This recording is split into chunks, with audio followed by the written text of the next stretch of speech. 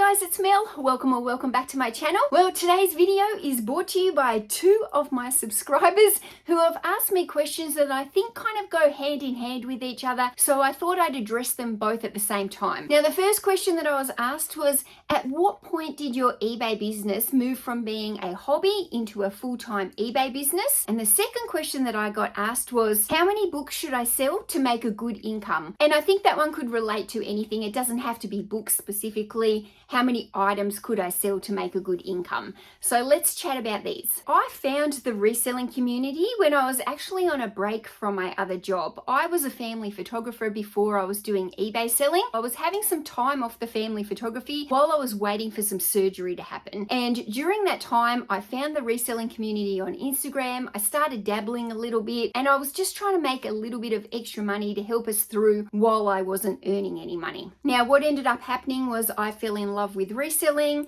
I had my surgery and I never went back to family photography. I just basically cranked up my eBay. So my situation was maybe a little bit different than others because I was already a work-at-home mum who was the secondary income. It wasn't like I had a full-time job elsewhere, was doing reselling on the side, waiting till I got to a certain point of money where I felt like I was able to leave my other job to become a full-time reseller. It just kind of happened for me. But I think that kind of goes hand in hand with the next question where he says, how many books do I need to sell, or how many items do I need to sell to make a good income? This question gets asked a lot, and I think it also comes from people who are looking to make that switch from being a part-time hobbyist eBay seller who perhaps want to go into doing this as full-time, and they're not really sure how much they have to be selling to be able to move into doing this job as a full-time job. So asking me how many items you need to sell to be able to make a good income is kind of a subjective question, because what might be a good income to you might be a bad income to me, or what a good income to me, that might be a low income to you. Now, here's the thing that a lot of people fail to understand, I think, early on in reselling and early on into business, if you've never run a business. The money that you make from your sales, that is not what you profit, unfortunately.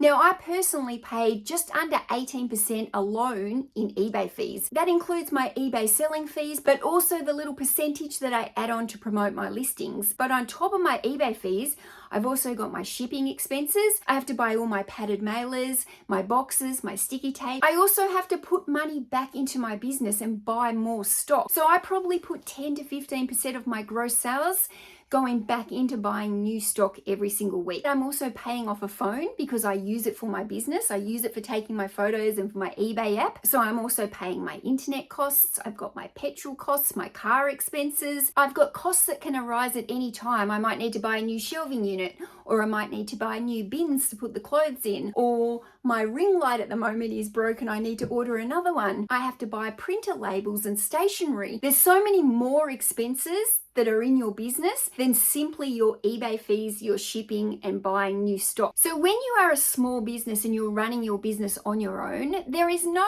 actual set way that you have to pay yourself. The way that you pay yourself is the way that's going to work best for your business. So the way that I'm drawing in income from my business at the moment is by a percentage base, because my income is varying every single week. So I don't just want to pull a set amount every single week, when each week I can make a totally different amount on eBay. So I've worked mine out via a percentage basis, and I've kind of got the idea from this book that is called Profit First. I've lost the dust cover. This is my own personal book. Okay, so just as a little disclaimer before we start, I am not an accountant. I'm not a financial advisor, and this is not financial advice for you. This is my own personal opinion on how many items you would roughly need to sell to be able to make a certain amount of money. So going by the way that I run my business, I want to show you how I'm working out how many items I roughly need to sell to make the desired amount of money that I want each week. Now, I personally am pulling 30% of my gross sales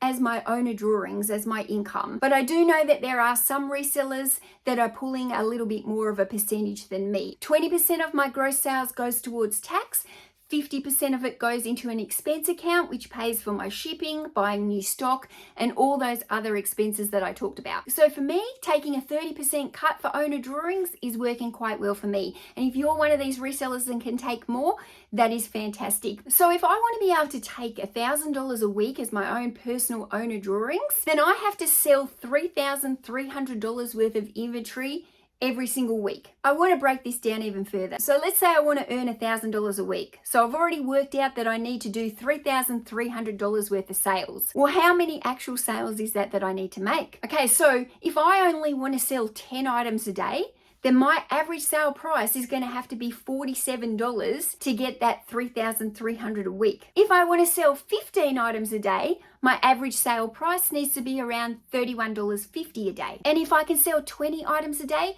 my average sale price needs to be around that $23. I would expect that most people who are running a general kind of bread and butter store where they're selling basic clothing, basic books, basic things like that, your average sale price is probably going to sit somewhere around the $25 to $35 mark. For me, running a bread and butter bookstore, my average sale price currently sits around $28 to $29. So going by those numbers, if I want to bring home $1,000 every single week, I roughly have to sell 17 items at my average sale price every single day. That's a lot of items to sell. You have to be working pretty hard on eBay to be making $1,000 clear every single week. So to be clearing $1,000 a week on eBay, to be taking that 30% cut, to be bringing in about $170,000 worth of sales in a 12-month period. That's the reality of it, guys.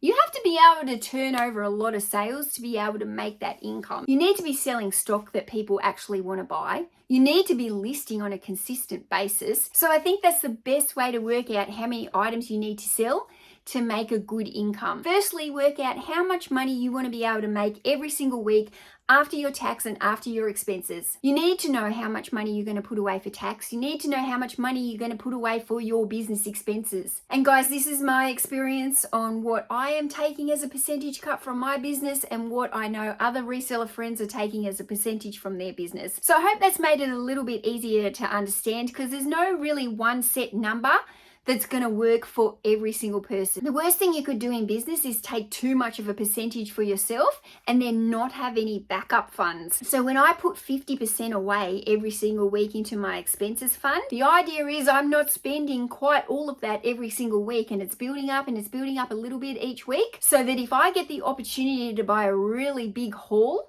I've got the funds there, because you don't want to be borrowing any money for this business. You want to keep the business paying for itself. So sometimes you might have to lower the percentage that you take as a business owner to be able to build those funds up into your business accounts so that you can take those opportunities when they arise. So that's what's working for me. I hope it gives you a little bit more of an insight on how to work it out for your specific needs, because it's going to be different for absolutely every person. Righto guys, I will see you back here in the shed in another couple of days. Thanks so much for watching. Bye.